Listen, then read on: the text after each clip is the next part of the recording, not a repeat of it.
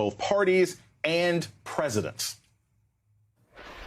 The president cannot put troops in for law enforcement in the United States. The option to use active duty forces in a law enforcement role should only be used as a matter of last resort. Active duty troops are trained for war fighting and not policing. You don't do it with the Army because it's illegal. The president cannot put troops in for law enforcement in the United States without either declaring the situation an insurrection or being asked to do so by the governor of a particular state. Former Army Secretary Luis Caldera joins me now. Okay, thank you so much for being with us here tonight on The Beat. I'm going to say this as someone who was recently in Los Angeles, saw these troops being moved in. It was horrifying. It was horrifying. It looks like the kind of thing that we say is not supposed to happen in the United States. So just at a basic level for everybody to understand, why is it a bad idea to have the Army engaged in policing in a domestic American city? Well, there's a number of reasons that we expressed to the court in an amicus brief. Those of us who are retired senior military and senior defense officials. And the most important one is that the military needs to focus on its core mission, which is being trained and ready to fight and win the nation's wars. Right. When they're used for anything other than training, maintaining their equipment, working with allies, you're degrading their readiness and capabilities. But when you use them, they're not supposed to be used for domestic law enforcement. There are laws against that, the Posse Comitatus Act. When you do that, you run tremendous risks. And so are the risks worth it? And we don't think the risks are worth it. They could end up being either physically attacked themselves or in a position where they have to defend themselves. Now they're confronting members of the public. It risks the military being seen as politicized, as favoring one party or favoring the president as opposed to the Constitution and the nation, especially when protesters, those who are not violently but who are peacefully protesting policies of the president, a right they have under the Constitution. And we're concerned that can undermine support for the military, including its budgets, recruitment, its use when we truly do need to deploy our forces to defend our country.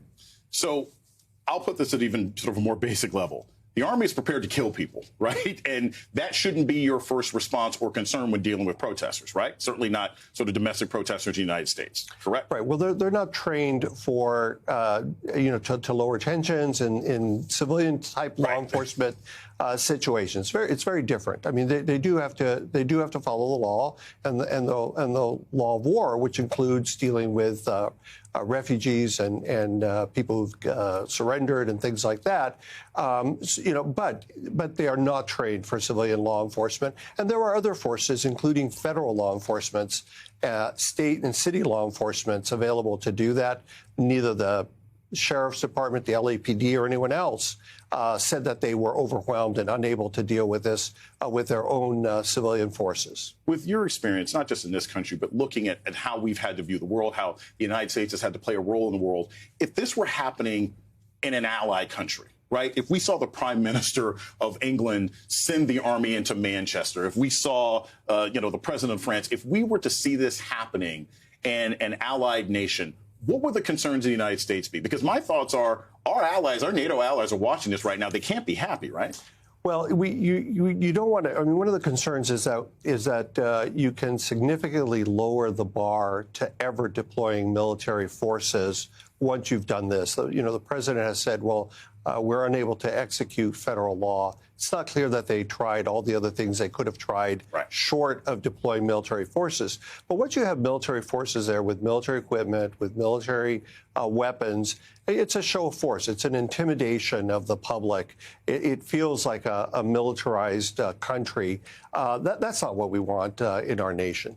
And it doesn't leave like a good model, right? And when we're talking about sort of democracy and freedom of speech in other places. Well, there are many things that, unfortunately, this administration has done that are not a great model for support of democracy, for support of human rights, for support of international law and even U.S. domestic law. But yes, it does not send the right message.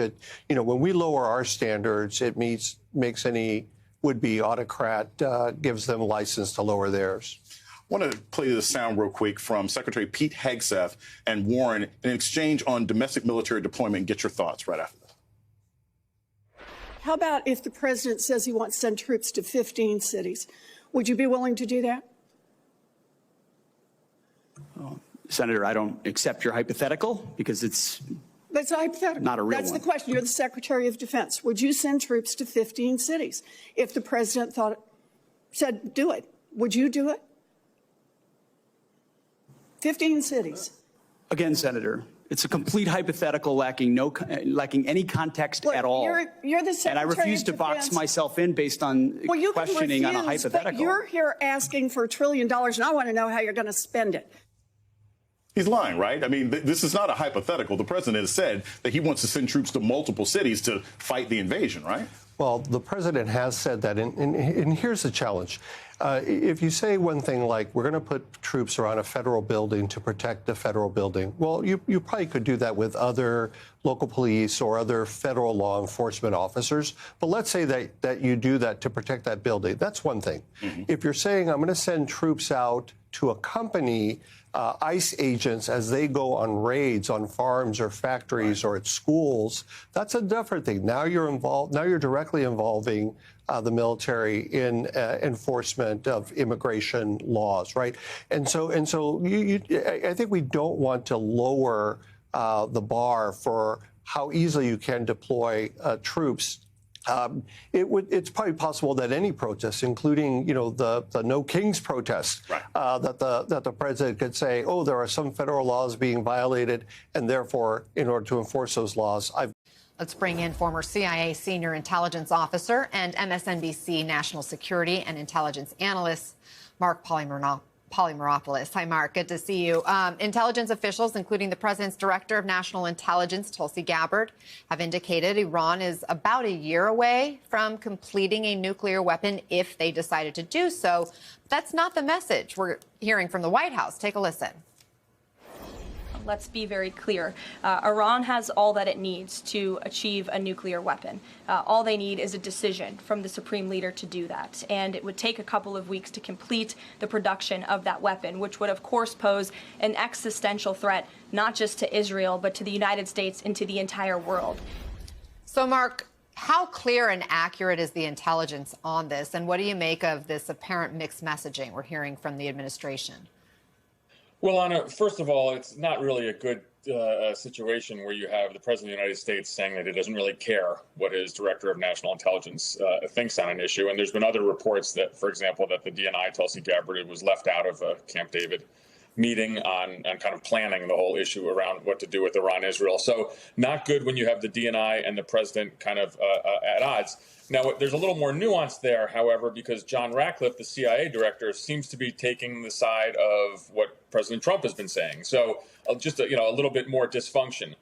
Overall, though, I think that it's worth noting that these are nuances on intelligence assessments. All of this can kind of be true at once. We're seeing it kind of spill out into public. John Ratcliffe, the CIA director, made the statement, or reportedly made the statement, saying that this was like a football team running down the football field 99 yards and then stopping before they cross the goal line. That seems a little bit more than what the DNI, Tulsi Gabbard, said in her testimony. But again, overall, this is kind of messy and it's spilled out into public, and it doesn't, and really importantly, it doesn't give the American people confidence that the president is listening to the intelligence community. I mean, just how unusual is it, though, to have this public break when it comes to intel? That's, something of such a consequential matter, and when it's related to a decision the president has to make on whether to send the U.S. to war, essentially. Right. I mean, keep this behind closed doors. It's okay to have differences of opinion, and the CIA director and the DNI can argue about that behind closed doors, and the president can frankly do whatever the president wants to do on this. He doesn't have to listen to the intelligence community. But this just is messy, and there are people who kind of remember all the issues of Iraq WMD back in 2003. I think it's a bit of a different situation now, but it doesn't give anyone confidence when you see this. Now, Anna, there's an important point to make, is that what the Israelis think on this. And the fact of the matter is they see us as kind of quibbling on timelines between weeks, months, and even a year. But after October 7th, they're in no mood to take any risks. So really, when the Israelis look at this, they look at this kind of strategically and saying, it doesn't matter how long the breakout capacity is. We're going to take action. A little bit different calculation for the United States, and now you see it spilling out in public, which is just not a good thing. Can you help us understand just how far is the line between being close to having what's needed to make a nuclear weapon and then actually making that weapon? Right, that's the big question. So, do you have the technical know-how?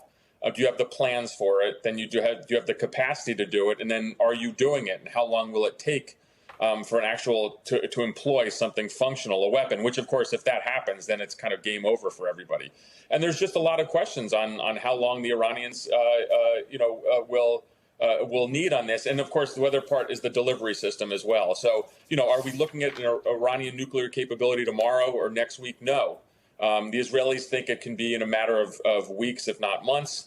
The DNI assessment was longer than that. But again, looking back, if you look at it from Israel's perspective, these arguments don't matter. If you look at it from the United States perspective on whether to join in and help Israel kind of take care of that last piece of the puzzle, which is the 4.0 reactor, employing U.S. assets, then it does matter, because the American people are going to want to know, if we go to war, what is that? What is the intelligence? What are we basing this on?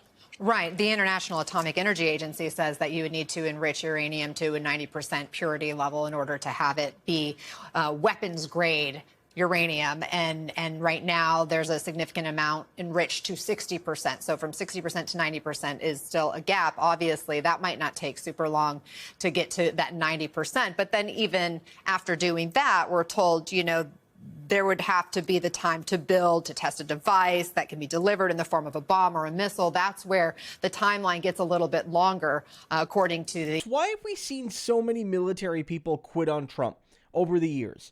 Some of them have literally quit. Some of them have metaphorically quit. Some of them have spoken out against him in the media after J6 and what have you. And it's because he can't be trusted to use the military to serve the American people. That's what the military is there for, to serve the people and protect them, right? To serve them in the sense that they are there to help safeguard the Constitution, and also there to, and even practical things, like you sometimes call in the military when there's like a natural disaster. They're not just there to go pew, pew, pew, pew, pew against people abroad, although that is a role they do play. But they certainly aren't there to crush American people, American citizens and American residents exercising their First Amendment rights. That's not what they're there for, right? And also the lack of professionalism, and as we've been seeing with this Tulsi stuff today, and it looks like she's going to bend the knee to Donald, like, let's be clear, but even if she does bend the knee to Donald, it demonstrates a lack of professionalism and consistency and coherence.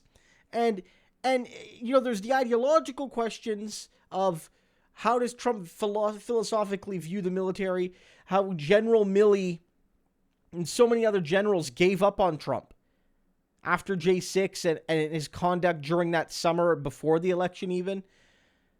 But then there's the like, even if you agree with Trump, the people he's putting in place, they can't even enact his plans in a way that's effective and respects the dignity of citizens and the servicemen and servicewomen.